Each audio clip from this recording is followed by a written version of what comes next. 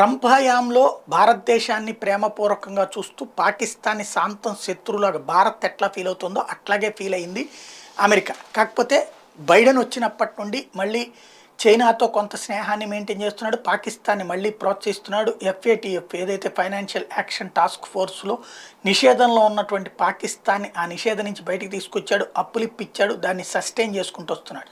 అట్లాగే పాకిస్తాన్కి సంబంధించినటువంటి సైనిక అధికారి ఇప్పుడు అమెరికాకి చేరుకున్నాడు. వాళ్ళ చీఫ్ వచ్చేటప్పటికి చేరుకుని అక్కడ వీళ్ళతో బ్లింకెన్తో మాట్లాడాడు, ఏదైతే విదేశాంగ మంత్రితో.